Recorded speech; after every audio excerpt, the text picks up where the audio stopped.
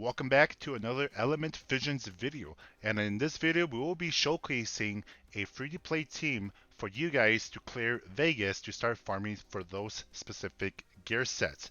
So, while I'm talking, I'm going to showcase the team here. Obviously, I did skip the trash waves just to kind of save us a little bit of time, but I just wanted to show the boss stage of how the team works. I'll kind of talk about it right now, and then we'll kind of go on and talk about the stats, the turn order, and the intelligence, the essentially the skill order that you will need. So from left to right, guys, we have the fire gunslinger. His main role on the team is to provide attack gauge increase. His passive basically allows every time he crits, he gives your team attack gauge increase. That's his main goal. The second guy here is my Dr. Evil. Now, this guy can be replaced with whichever element that you have that is a damage dealer. If specifically AoE, so whether it's like a water sorcerer or the green bookworm, you can put it into this slot. Their main goal is to basically help you clear through the waves faster so that your other elements can actually get to the boss stage. We don't necessarily need the damage dealer on the boss stage. So all the other four elements can actually just carry you through the boss stage. Now, the third one here is the Green Purple Rider. You might already have him built or have her built for Boxing Club. You can go ahead and use her again. Basically, her role is to apply speed up buff for your team, attack gauge increase, and a defense break and attack break on the boss. Now, the green, or sorry, not the green, but the blue Steel Wing, guys, if not the most, probably the most important element on the team. His main responsibility is to do attack gauge reduction. S1, S2. Basically, how it works is um, the passive reduces the attack gauge of the boss whenever he procs S1 and S2, allowing your team to cycle more and allowing the boss to not go. So that is his main responsibility. I haven't found a replacement for him. I think he might be the only one. Obviously, there might be some Nat 4s or Nat 5s that you can place, but you get him for free, so that's awesome. And then the last one on the far right here, guys, is the blue Purple Rider. Her main responsibility is to apply the dampen, the crit dampen. Basically, what crit dampen does is anytime the boss crits or when the boss crits, it reduces that damage. If you don't have that buff up during that time that the boss attacks, your units will die. Now, her skill 2 will apply an attack up for an element and also increase their attack gauge, as you can see just right there, to 100%, allow them to turn cycle even more. So that's in theory all of the skills of why we're kind of using it. They all kind of work together.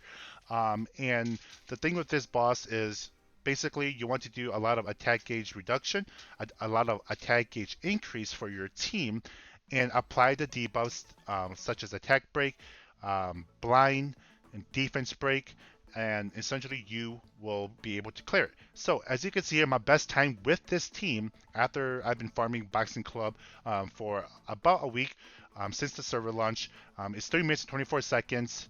This current time is 4 minutes and 53 seconds, so it's going to range anywhere between 3 minutes 30 seconds to like 5 minutes 30 seconds, kind of depending on your gear sets. So if you get close in mind, you will be able to clear it just as fast as I do. So with that being said, I'm not going to look at these gear here. I'll do it at another time. But honestly, let's look at the actual stats of the elements. So we go into here, we go to Underground Vegas. First, let's just start with the fastest unit going down to the slowest unit, and then the stats in general, and then also the skill intelligence. So the fastest unit is going to be the Purple Rider.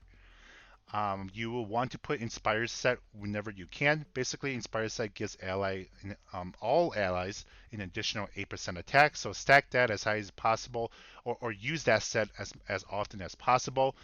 It's not super important in this dungeon, I feel like, but if you have it, 100% use it. It'll help you with your clear time. Now, in terms of accuracy, you want to hit at least 75%. That's my comfortable mark that I like to say. Once I hit that 75% mark-ish, I tend to not see any missed debuffs. Now, in terms of speed, as fast as possible, okay? Mine's at plus 89, all right? So as fast as possible. and then also while maintaining that 75% accuracy. And on top of that, if you can give it as much HP and defense as possible for your Popo Rider to be able to survive through the waves and also the boss stage, that will be great. Now, take note, guys, that this Popo Rider is only a level 50. So, if you really want a super duper consistent team, I would say this team is like 95% consistency. There's some fails here once in a while, but I would say 90 to 95% consistency rating. I think that's really, really good, especially being a full free to play team. Obviously, if I 6-star, it'll probably be closer to 100%. So that is the stats for the Popo Rider. This is the skill order that you will want to copy. Second fastest unit on the team is going to be the Water Steel Wing. These are the stats in general. Same rule apply. Use inspired sets whenever you can. You want to make him the second fastest. So right now mine's at plus 68. You want to put as much HP and defense as possible whenever you can. And again, try to hit that 75% accuracy mark. Just because he does have a S3 defense down, if your Popo Rider doesn't land a defense break or the turn cycling is not on your side, he has an opportunity to proc the defense break with his passive, right? Not S3, but his passive. So that is also really good. And then on top of that, he needs accuracy in order to apply the passive as well. So they decrease target's action bars. So getting him to 75% accuracy is actually really, really important, as close as possible. And again, the second one that goes on the team. This is the intelligence that you will want to copy. The third fastest on the team is going to be your damage dealer. So mine again is Dr. Evil. You basically could just use the same exact stats as you did for Boxing Club if you were farming Boxing Club. You can even see that mine's only at 70%. It's not as important as in terms of the wave clearing. Since we're just kind of breaking in, it's okay if he misses a crit. It's not the end of the world. Their main goal is to help clear the waves just a little bit faster so your other team members can get, or other elements can get to the boss stage. So for right now, I just left it at 70, 166 crit damage, and then he could be third on your team with no other really main priority, honestly. So your best AOE damage nuker that you have, put it in this slot, and it will be just fine. Right now, mine is currently built on attack percent on the power set. But once I get more shock, which essentially gives me 40% more crit damage, I will 1000% put him on crit damage, just because I feel like crit damage versus attack percent, um, in terms of the output damage, is going to be a lot higher versus if you were to use the power set for 20% additional attack. Now, in terms of the intelligence, yours is going to be different, but this is my Dr. Evil. If you have a Dr. Evil as well, you can copy this skill set. Now, the fourth one on the list that's going to go, the fourth one on the list that's going to go is going to be, I believe it was, yeah, my gunslinger. So the fourth one, it's important for the gunslinger to go fourth as well. I'll talk about it in just a little bit here. Same rule, use inspired sets whenever you can, and then you want him to go fourth with 100% crit rate. Basically, his passive, again, kind of like what I said earlier, increases the action bar of all allies by 15% each time your attack lands a critical hit. So, skill 1 attacks the enemy twice, so that's potentially 30% increase in attack gauge. And then skill 2, it's only a 1 turn, but that's perfectly fine. And then also, he does have a speed lead, and you will be utilizing the speed lead as well. So plus 25 speed for your overall team for allowing them to turn cycle a lot quicker. So this is the stats overall. Again, same rule. He goes fourth. He has a 100% crit rate, and then stack as much HP and defense as possible so he can survive the waves and the boss stage. Now mine's at 10k HP, so you can try to get more. If you can get more, even better. But if you're around the same area, you should be ideally fine. This is the intelligence. As you can see here, I just prioritize the passive and the skill 1. So I know I talked a little bit about the second skill, and it doesn't seem like we actually need it, because actually if we do use it, it will actually hurt the team, because it only does a one attack versus the skill one that does two attacks. So that's 30% versus 50%. Common sense, you rather go with the two attacks so you get 30% attack gauge increase. So that is the intelligence for the fire gunslinger. Now, fifth one on the list, guys, that's going to be going is going to be the water hog chef. Again, Inspire set, and you want her to go last. My only has plus 24 speed.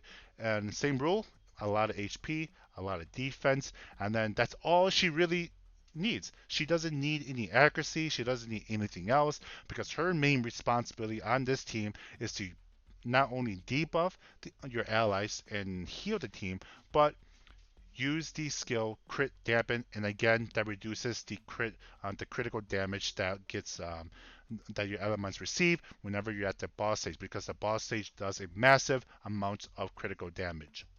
Skill 2 increases the action bar of an allied target by 100%, and then on top of that, increases attack up and effect up. And the skill 1, also pretty important, increase action bar by 10% of the ally with the highest action bar.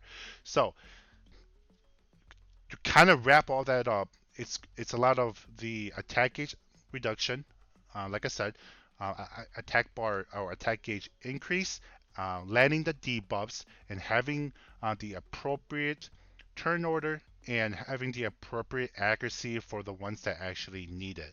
So that's it, guys. If you copy my stats and you do the exact turn order, copy the stats, have the accuracy, copy the skill setup, you should ideally be able to clear the Vegas boss stage. So just to prove it, guys, I did finish the challenge here under Dungeon Explorer, and basically you have to be able to auto um, the Vegas boss 5 times without failing. And as you can see here, clear heavy metal B10 without using support. I guess that one's only a one turn, but I believe there is one that requires a 5x.